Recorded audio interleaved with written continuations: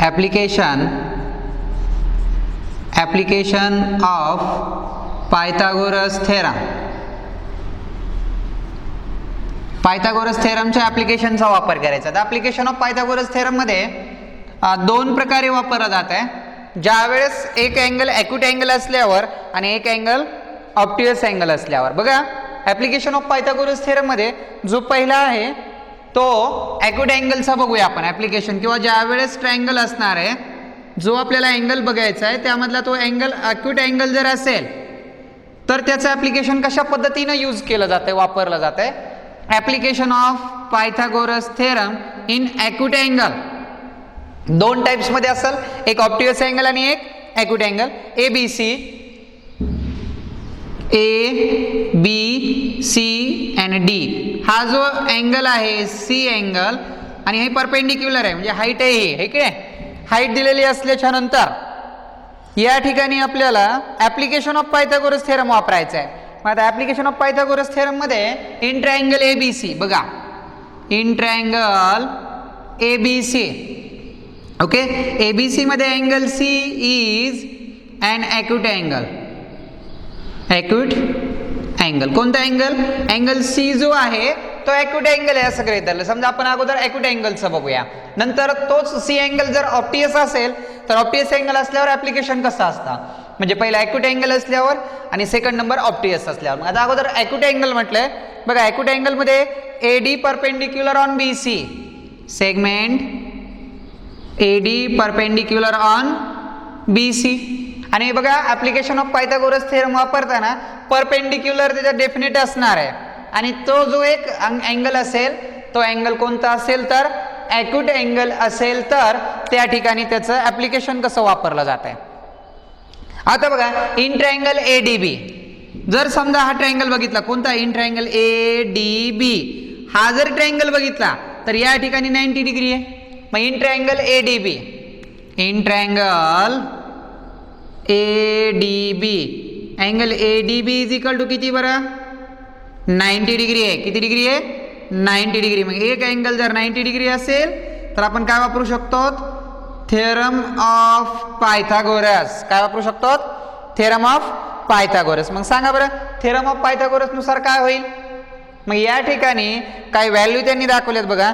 हे C आहे म्हणजे जे व्हॅल्यू वेगवेगळ्या दाखवलेल्या आहेत त्याच्यानुसार, म्हणजे AB ची व्हॅल्यू BC CD त्या तुमच्या बुकमध्ये दाखवल्यात हे की नाही, किंवा डायरेक्ट त्या व्हॅल्यूच्या ऐवजी आपण आहे ते अंक बी ठेवले तर चालतात. बघूया बघा काय होणार. मग पायथागोरस थेरम मध्ये काय होणार ADB मध्ये हायपोटेनियस स्क्वेअर म्हणजे कोणता AB square. AB square is equal to AD square plus BD square. आलं का.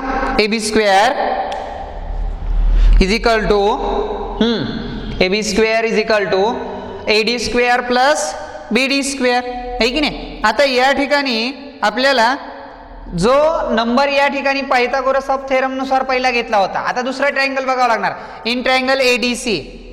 आता ADC मध्ये बघावं लागेल आपल्याला इन ट्रायंगल ADC मध्ये. आता बघा ADC मध्ये काय होईल angle ADC is equal to 90 degree आहे. आता याची त्यांनी व्हॅल्यू दिल्यात, त्या व्हॅल्यू जर ठेवल्या तर आपण पुन्हा नंतर ठेवू व्हॅल्यू आहे की नाही. अगोदर ठेवण्यापेक्षा मी नंतर ठेवतो. ADC मध्ये पण पायथागोरस थेरम सांगा काय होईल. Pythagoras theorem AC square is equal to AC square is equal to AD square plus DC square. Second number आलं का. आता काय म्हणतंय जे दोन दाखवलेत त्यामध्ये जो व्हॅल्यू आहे की नाही BD स्क्वेअर, आता त्यांच्या व्हॅल्यू दिलेल्या आहेत बघा. काय व्हॅल्यू दिलेल्या आहेत. हा C आहे, हा P आहे, त्यानंतर B आहे, हा B आहे, हा X आहे आणि हा A मायनस X आहे. आता जर यांच्या व्हॅल्यू जर सबस्टिट्यूट केल्या असत्या तर इथं काय होतं बघा. AB स्क्वेअर म्हणताय. AB काय बरं AB जो आहे तो C स्क्वेअर आहे म्हणजे C square is equal AD किती आहे AD ए डी जो आहे तो पी स्क्वेअर आहे प्लस बी डी किती आहे ए मायनस एक्स स्क्वेअर. आता परत या ठिकाणी त्याचं एक्सपांड होईल बघा. एक्सपांड काय होईल मग सांगा बरं. एक्सपांड कसं होईल. C square is equal to P square plus a minus x square काय होणार a square minus 2ab plus b square. A minus बीचा एक्सपांड नुसार होणार. मग काय होणार सांगा a square minus 2ax plus एक्सचा स्क्वेअर या स्वरूपामध्ये. जे तुमची पहिली फिलिंग द ब्लँक्स आहे बघा. C square is equal to a square minus 2ax plus x square आणि प्लस आहे तिथं पी स्क्वेअर आहे. जे फिलिंग द ब्लँक्स आहे तुम्हाला दाखवलेली त्याच्यामध्ये पहिली पी स्क्वेअर होती. आता याची व्हॅल्यू मांडून घेऊया आपण. ए सी स्क्वेअर म्हणताय म्हणजे कोणाचा square B square. A D किती रे P P square plus D C किती आहे एक्स आहे एक्सचा स्क्वेअर म्हणजे B square is equal to P square हे की नाही प्लस एक्स स्क्वेअर. ही जी व्हॅल्यू आहे याच्यानुसार आली म्हणजे फिलिंग द ब्लँक्स मध्ये जे दाखवलेले तुमच्या याच्यामध्ये. आणि त्यांनी म्हटलंय पी स्क्वेअर. आता काय केलंय याच्यातली पी स्क्वेअर ठेवला हा इकडे आणलाय म्हणजे p square is equal to B square minus x square. हा एक्स वाला इकडे आणला म्हणजे p square is equal to B square minus x square. हे जे आहे त्याला त्यांनी सेकंड नंबर दिलेला आहे की नाही. मग इथं दिलं आपण याच्याऐवजी आपण याला सेकंड नंबर देऊ आणि हा जो आहे तो काय करूया फर्स्ट नंबर देऊया. आता एक मिनिट इकडे बघा काय करायची आहे. ही जी व्हॅल्यू आहे पुट इन फर्स्ट. फर्स्ट मध्ये जो पी स्क्वेअर आहे हे की नाही त्याच्या जागेवर काय करायचं आहे ती व्हॅल्यू मांडायची आहे. मग काय होणार बघा from first and second. From first and second मधून substitute value P square from second in first. Substitute काय सबस्टिट्यूट करायचं कळालं का की जो पी स्क्वेअर आहे या पहिल्यामध्ये याच्या जागेवरती व्हॅल्यू ठेवायची आहे. Substitute P square is equal to B square minus x square in first equation. मग काय होणार C square is equal to P square plus P स्क्वेअरच्या जागेवर काय ठेवायचं आहे B square minus x square plus ए square minus 2ax plus x square.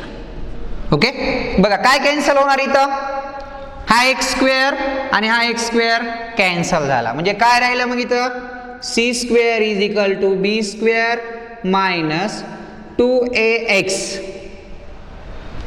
B square plus ए square minus 2ax म्हणजे या स्वरूपामध्ये या ठिकाणी 2ax या स्वरूपामध्ये ही मांडणी झाली. आता जी हे व्हेरिएबल कन्सिडर केलेत या व्हॅल्यू ठेवूया. सी स्क्वेअर म्हणजे कोणती साईड आहे रे ए बी स्क्वेअर.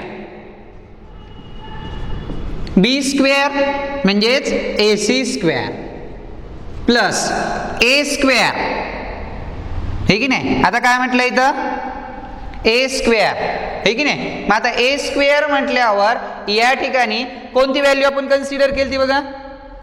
ए स्क्वेअर म्हटल्यावर ए ची व्हॅल्यू ए एक्स मायनस म्हणजे टोटल व्हॅल्यू होईल बघा कोणती बी सी.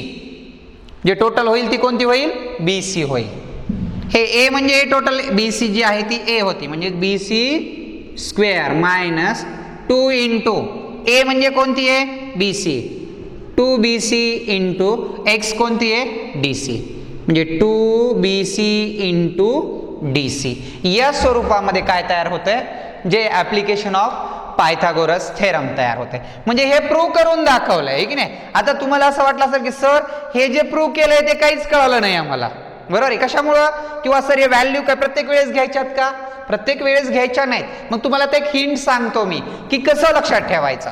समजा हा ॲक्यूट अँगल ट्रायंगल आहे. एक मिनिट इकडे बघा ए बी सी मध्ये तुम्हाला परीक्षेत सांगितलं जाईल की बी अँगल ॲक्यूट आहे का सी अँगल ॲक्यूट आहे. ओके इथं कोणतं सांगितलं आहे angle C is acute angle.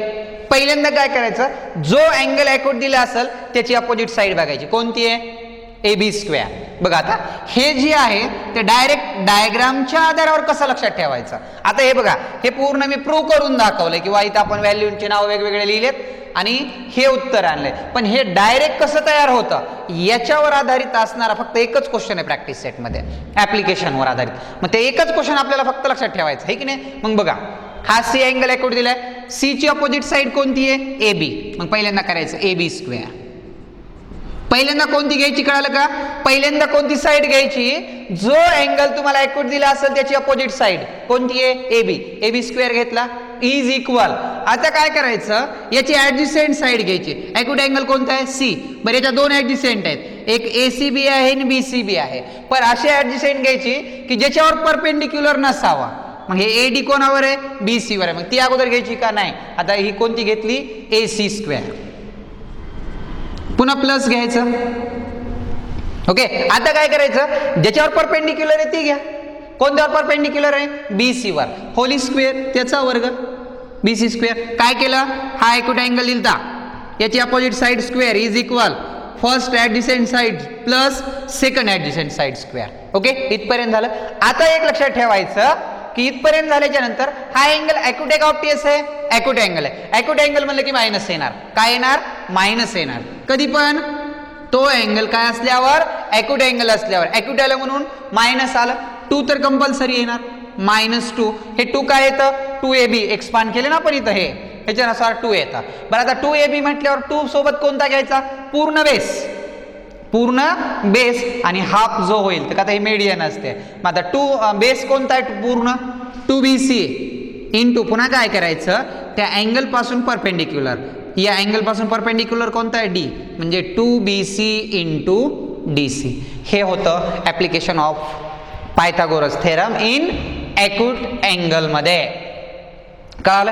आता एक लक्षात ठेवा, हा ॲक्यूट अँगल आलाय की नाही, ॲक्यूट अँगल म्हणजे की फक्त चेंजेस काय होणार लक्षात ठेवा, इथं निगेटिव्ह येणार. आणि हा जर ऑप्टियस असेल तर, ऑप्टियस असेल तर काय होणार, पॉझिटिव्ह होणार. आता बघा, ऑप्टियस वाले तर तुम्हाला सांगतो मी ऑप्टियस अँगलचं. आता हे आपल्याला हे बाकीचं एक्सप्लेन तर तुम्हाला नंतर करायचं आहे. पण अगोदर आपल्याला काय करायचंय की बाबा अशाच पद्धतीनं जर ऑप्टियस अँगल आला हे की नाही तर कसं तयार होतं.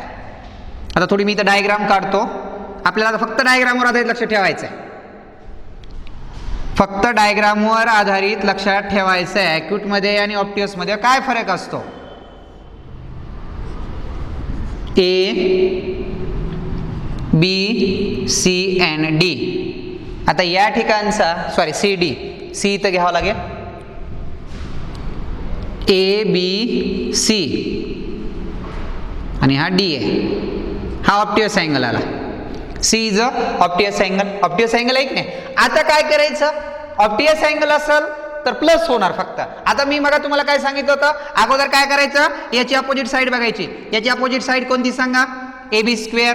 ए B square as it is. नंतर काय करायचं, या अँगलची ऍडजसेंट साइड घ्यायची, पण कोणती, ज्याच्यावर परपेंडिक्युलर नाही ती साइड. मग या बी सी वर तर परपेंडिक्युलर आहे पुढं, म्हणजे कोणती आली, ए सी स्क्वेअर. प्लस आता काय करायचं, ज्याच्यावर परपेंडिक्युलर आहे हे की नाही ती साइड घ्यायची. परंतु ती साइड घेताना पूर्ण घ्यायची का, बघा ती साइड घेताना पूर्ण साइड घ्यायची का, तर लक्षात ठेवा इकडे घ्यायची गरज आहे का, नाही. का तर ट्रायंगल मधला हा ऑप्टियस अँगल, ऑप्टियस अँगल पर्यंतचीच घ्यायची. मग AC square plus BC square. आता प्लस घ्यायचं, काय घ्यायचं, प्लस. मायनस घ्यायचं का नाही, प्लस. काय घ्यायचं, तो अँगल कोणता आहे, ऑप्टियस अँगल आहे. ऑप्टियस असेल तर प्लस, ॲक्यूट असेल तर minus. Plus 2 as it is into BC as it is, BC ला BC त्याच पद्धतीनं. आता इंटू कोणता होणार, हा DC, म्हणजे त्या अँगल पासून परपेंडिक्युलर असणारा DC. काय बदल आहे बघा बरं दोन्हीमध्ये, फक्त चेंजेस एवढाच होतोय की ॲक्यूट अँगल म्हटलं तर मायनस आणि ऑप्टियस म्हटलं की प्लस. बस एवढंच लक्षात ठेवा तुम्ही. हे एक्सप्लेन नाही बी लक्षात ठेवला तरी चालतंय. कळालं का. पण हे एक्सप्लेन तुम्हाला याच्यासाठी सांगितलं किंवा तुम्हाला माहित असावं. सरने आम्हाला डायरेक्ट सांगितलं आहे की नाही. आता एक लक्षात ठेवा, परीक्षेत तुम्हाला असं एक्सप्लेन करा म्हणून कधीच येणार नाही. डायरेक्ट एक्झाम्पल आलं की ट्रायंगल येणार आहे. ट्रायंगल मध्ये कळालं पाहिजे की काय कधी लिहायचं. तर पहिल्यांदा काय करायचं, फर्स्ट कंडिशन मध्ये बघायचं, दिलेला ट्रायंगल मधला अँगल हा ॲक्यूट आहे का ऑप्टियस आहे. ओके, ते कन्फर्म झालं, आपल्याला कळलं ॲक्यूट आहे की ऑप्टिस आहे झालं. त्यानंतर काय करायचं, जो अँगल असेल त्याची अपोजिट साईडचा स्क्वेअर करायचा इज इक्वल. पुन्हा काय करायचं, त्या अँगलच्या ॲडजसेंट साईड घ्यायची, पण कोणती ॲडजसेंट साईड, ज्याच्यावर परपेंडिक्युलर नाही ते ॲडजसेंट साईड, म्हणजे एसी आलं, AC square as it is. त्यानंतर पुन्हा काय करायचं, जी दुसरी साईड आहे ती घ्यायची, त्याचा स्क्वेअर. ॲक्यूट असेल तर मायनस, ऑप्टियस असेल तर प्लस, 2 इंटू परत ती ॲडजसेंट साईड आणि इंटू त्या अँगल पासून जे परपेंडिक्युलर असेल इंटू तो करायचा. याला म्हणायचं ॲप्लिकेशन ऑफ पायथागोरस थेरम. कळलं का ॲप्लिकेशन? लक्षात ठेवा ते दोन्ही फक्त की मायनस कधी आणि प्लस कधी चालते. आता याच्यानंतरचा जो भाग आहे तो बघूया. आता याच्यानंतरचा आहे अपोलोनियस थेरम. अपोलोनियस थेरम बघा, अपोलोनियस थेरम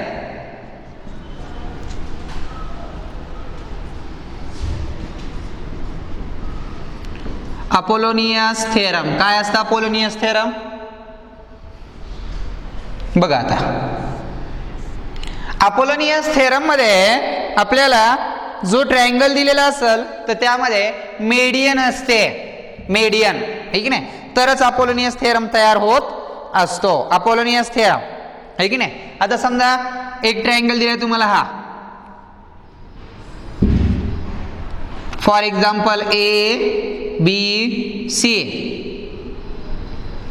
यामध्ये AD is a median, AD मेडियनच असावं लागते, तरच तुम्ही त्या ठिकाणी काय करू शकताय, अपोलोनियस वापरू शकतात. किंवा तुम्हाला इथे हाईट दाखवायची असेल तर तुम्ही परपेंडिक्युलर हाईट पण दाखवू शकतात. बरं, प्रत्येकातच हाईट दाखवलेली असेल असं आहे का? नाही, का याच्यात हाईट दाखवलेली बी नसेल. फक्त तुम्हाला एक लक्षात ठेवा, अपोलोनियस म्हटलं काय म्हणतो मी, अपोलोनियस थेरम म्हटलं की याचा अर्थ त्या ट्रायंगल मध्ये मेडियन आहे आणि मेडियन असेल तरच अपोलोनियस तयार होतो. लक्षात ठेवा. For example in triangle A B C, AD is median of triangle A B C. किंवा तुम्हाला असं बी म्हणता येईल D is mid point of segment B C. B सीचा तो काय आहे, मिड पॉइंट आहे. डी जो आहे तो mid point of B C, B सीचा तो काय आहे, मिड पॉइंट आहे, ठीक नाही. मग आता मिड पॉइंट म्हणलं तर याचा अर्थ ती काय असणार, मेडियनच असणार. मग अपोलोनियसचा थेरम काय होतो बघा. अपोलोनियसचा थेरम तयार करताना जिथून मेडियन ड्रॉ केली असेल इकडची साईड अगोदर घ्यायची, कोणती, ए बी स्क्वेअर प्लस पुन्हा दुसरी साईड घ्यायची A C square is equal. काय केलं अगोदर, जिथून मेडियन काढलेली असेल ती side A B square plus A C square is equal.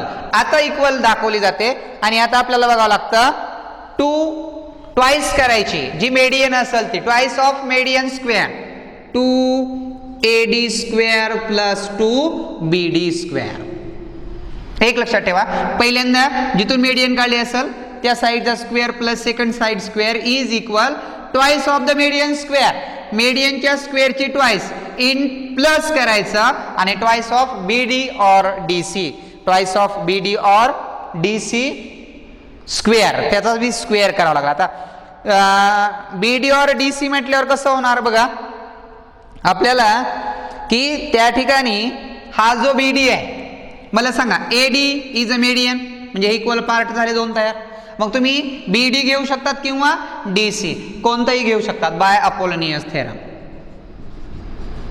याचा थेरम येत नाही, परंतु याचा वापर मात्र आपल्याला प्रॅक्टिस सेटमध्ये कंपल्सरी करावा लागतो. का तर याच्यावर आधारित एक्झाम्पल डेफिनेट असतात. अपोलोनियस थेरम, अपोलोनियस थेरम कळाला का? अपोलोनियस थेरम म्हटलं की अपोलोनियस थेरम कधी असतो, ज्या वेळेस ट्रायंगल मध्ये जर मेडियन असेल तरच अपोलोनियस थेरम असतो. क्वेश्चन मध्ये जर तुम्हाला अपोलोनियस मध्ये मेडियन असेल म्हटलं असेल तर अपोलोनियस तुम्ही यूज करू शकताय. मग मला सांगा अपोलोनियस थेरम कसा इथं सेंटेन्स लिहायचं, जिथून मेडियन ड्रॉ केली असेल तिकडची साईडचा square plus second side square is equal twice of the median square, मेडियनचा स्क्वेअर आणि त्याची ट्वाइस आणि प्लस करायचं ट्वाइस ऑफ BD स्क्वेअर और ट्वाइस ऑफ DC स्क्वेअर. या दोघांपैकी कोणत्याची बी ट्वाइसचा काय करायचा, स्क्वेअर करायचं. याला म्हटलं जातं बाय अपोलोनियस थेरम. आणि आता याच्यावर आधारित तुम्हाला प्रॅक्टिस सेटमधले काय असतात, क्वेश्चन किंवा एक्झाम्पल दिलेले असतात. ठीक आहे, कळालं का अपोलोनियस थेरम? अपोलोनियस थेरम फक्त क्वेश्चन सॉल्व करण्यासाठीच लक्षात ठेवायचा. A B square is equal to A B square plus A C square is equal to twice of median square plus twice of B D square किंवा twice of D C square. दोन्हीपैकी कोणत्याही बाजू घेतल्या तर दोघांची length कशी असते, equal असते. कळालं का अपोलोनियस थेरम? खूप इझी आहे, काही अवघड नाही त्यामध्ये.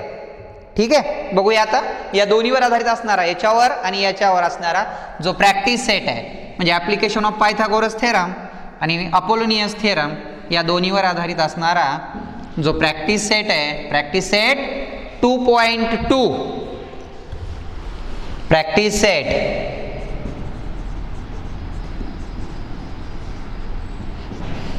2.2. ओके, चला बघा पहिला क्वेश्चन काय आहे. In triangle P Q R, diagram दिली नाही पण आपण ड्रॉ करूया. In triangle P Q R दिले नाव. In triangle P Q R, S is a mid point of side Q R. Q R S, S is a mid point, इथं S आहे. S is a mid point of Q R if P Q is equal to 11. P Q किती आहे, P Q आहे 11. त्यानंतर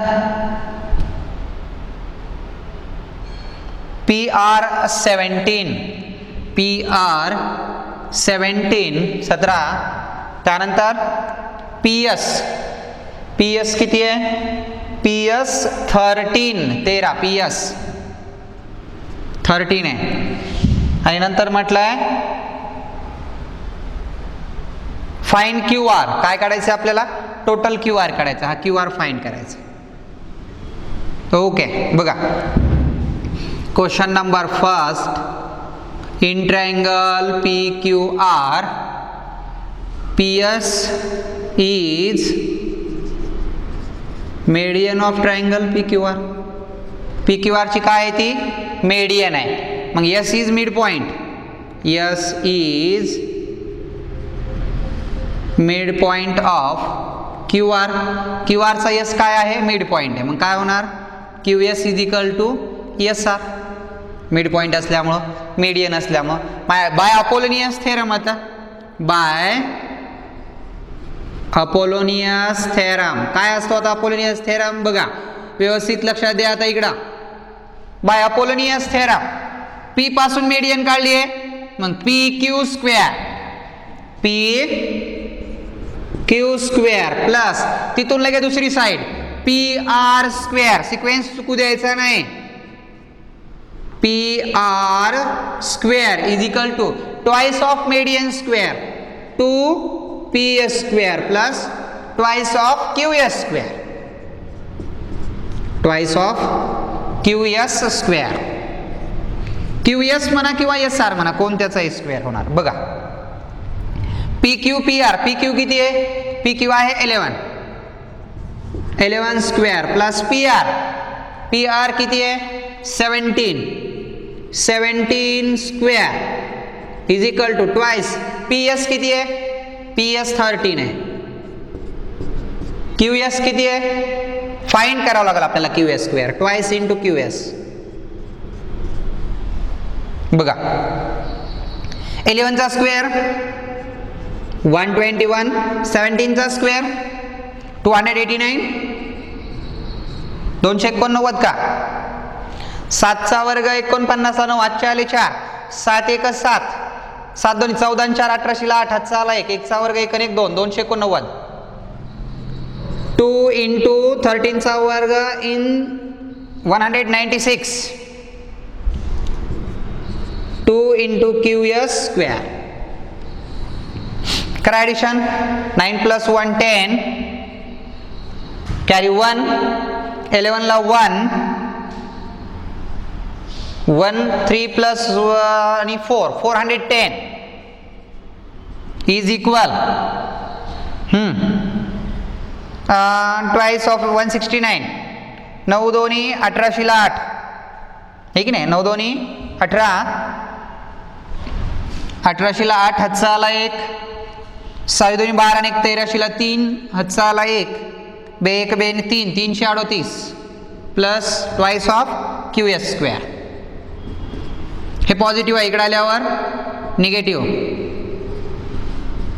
twice of QS square. हां करा subtracting. 410 minus 338, 10 minus 8, 2 carry 1, 11 minus 4, 11 minus 4 किती आले? 11 minus 4 7, 72 भेटला. 72 हे 2 into आहे, इकडे आल्यावर अपॉन मध्ये इकडे काय राहिलं? QS square as it is 36. Okay, QS square is equal to 36. Taking a square root of both side. Square root of both side. Both sides चा square root काढला तर QS is equal to काय आलं? QS is equal to 6. QS 6 आला. मग QS is equal SR. QS is equal to SR. Therefore SR is equal to पण काय आला? 6 आला. आपल्याला काढायचे काय म्हटलंय? Find QR. QR फाइंड करा म्हटलंय. QR is equal to QS plus SR. QSR. Okay बघा चला. QR is equal to 6 plus 6 is equal to 12. QR is equal to 12. QR हा 12 भेटला. ठीक आहे, बाकी काय अडचण आता? बघा एक लक्षात ठेवा, अपोलोनियस थेरम मध्ये जिथून मीडियन काढली असेल त्या साईडचा स्क्वेअर लगेच सेकंड साईडचा square is equal twice of median square plus twice of या दोन इक्वल पार्ट पैकी कोणताही एक पार्ट तुम्ही घ्या त्याच्या ट्वाइसचा स्क्वेअर करा. हा जो होता प्रॅक्टिस सेट 2.2 मधला जो फर्स्ट नंबरचा क्वेश्चन होता तो आपल्याला अपोलोनियसवर आधारित होता की नाही, तो आपण या ठिकाणी काय केलाय? सॉल्व्ह केला. लक्षात ठेवा, अपोलोनियसचा फक्त रूल परफेक्ट तुम्हाला माहित असला पाहिजे. रूल जर परफेक्ट असेल तर तुम्ही क्वेश्चन सॉल्व्ह करू शकतात. ठीक आहे, त्यानंतरचा बघूया question number 2.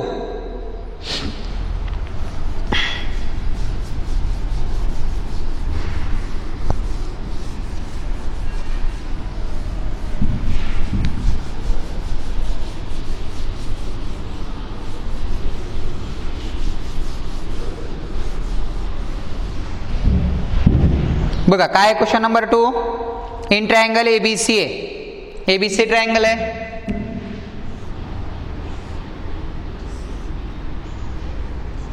In triangle ABC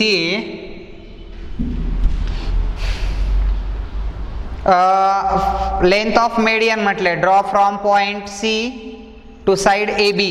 C वरून AB वर टाकला मीडियन. बरं ठीक आहे. हां, आणि त्याला नाव काय दिले त्यांनी? CD म्हटले का बघा.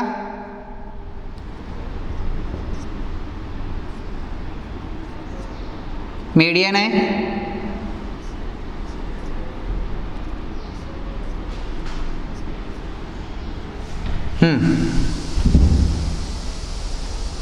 AB 10 आहे, AB 10 आहे, AC 7 आहे, BC 9 आहे. Find the length of median. मीडियनची लेंथ काढायला सांगितली. क्वेश्चन नंबर 2 आहे. काय म्हटले बघा, find the length of median draw from point C to side AB. In triangle ABC CD is median of triangle ABC. ABC ची काय आहे ती? मीडियन आहे. मग आपल्याला असं कन्सिडर करता येईल तिथं D is mid point of AB. AB चा तो काय आहे? मिड पॉइंट आहे. म्हणजेच आपण त्याला असं म्हणू शकतो AD is equal to BD. ठीक नाही, AD is equal to BD म्हटला. By Apollonius theorem. Apollonius theorem वापरता येईल का? डेफिनेट वापरता येईल का? तर मीडियन शब्द आलाय, मीडियन आहे म्हटलंय, मग मीडियन असेल तर आपण डेफिनेट अपोलोनियस वापरू शकतो. By Apollonius theorem by Apollonius theorem. By Apollonius theorem. आता अपोलोनियस थेरम काय असतो? जिथून मीडियन काढली आहे त्याचा स्क्वेअर म्हणजे CA स्क्वेअर प्लस दुसरा काय होईल CA square CB square is equal to twice of median square 2DC square plus twice of AD और DB. आता हे 10 आहे, पूर्ण 10 आहे म्हटल्यावर AD DB किती येणार बरं? AD is equal to BD is equal to 5 होईल. तो टोटल किती आहे? 10 आहे ना. हा जो टोटल 10 होता म्हणजे हा 5 आणि हा 5 मिड पॉईंट म्हटल्यावर इक्वल येणार दोन्ही पार्ट. चला बघा 5 चा स्क्वेअर, सॉरी एक अगोदर लिहूत ना, कोणता लिहायचा? कोणताही घ्या, AD घ्या की DB घ्या. AD square. AC CA किती आहे? 7 चा स्क्वेअर. CB 9 चा square is equal to twice of DC किती आहे? DC फाइंड करायचं आहे. AD किती आहे? 5 स्क्वेअर. 7 चा स्क्वेअर 49 प्लस 9 चा square 81 is equal to 2DC square plus 2 into 5 square 5 square.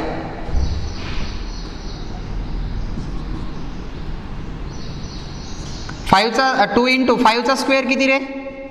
25. करा ॲडिशन. 9 1 10 0 0 8 6 1 8 4 12 आणि 1 13. त्यानंतर 2DC स्क्वेअर 25 2 50 50 प्लस आहेत इकडे आल्यावर मायनस 50. 2DC स्क्वेअर 130 मायनस 50 30 20 80 आलं का? 80 आहे. 8 9 1 10 9 चा वर्ग 81 7 चा वर्ग 49 5 चा वर्ग 25 25 2 50 50 प्लस आहे तिकडे आल्यावर मायनस झाले ते 30 20 80 divide by 2 is equal to DC square किती आलं? 40. DC square is equal to 40 taking a square root of both side. Square root of both side DC is equal to 40 चे factors 10 into 4 का 10 into 4 DC is equal to 4 the square root 2 in square root 10 म्हणजे DC म्हणजे length of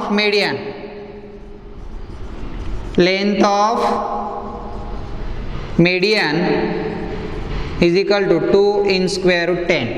2 in square root 10 आला असेल किंवा in square root मध्ये 40 पण म्हणू शकता तुम्ही. वर्गमुळात 40 हे की नाही, याचं स्क्वेअर रूट निघत नसेल तर इन स्क्वेअर रूट 40. जर फॅक्टर्स काढून काढले तर 2 इन स्क्वेअर रूट 10 येतात. म्हणजे लेंथ ऑफ मेडियनची लेंथ एवढी येते. म्हणजे बाय अपोलोनियसच्या नुसार हा थेरम या ठिकाणी काय होतंय, त्या थेरमच्या साह्यानं क्वेश्चन सॉल्व किंवा प्रूव्ह होतं. एक लक्षात ठेवा, एक क्वेश्चन कंपल्सरी असतो तुम्हाला, ठीक आहे.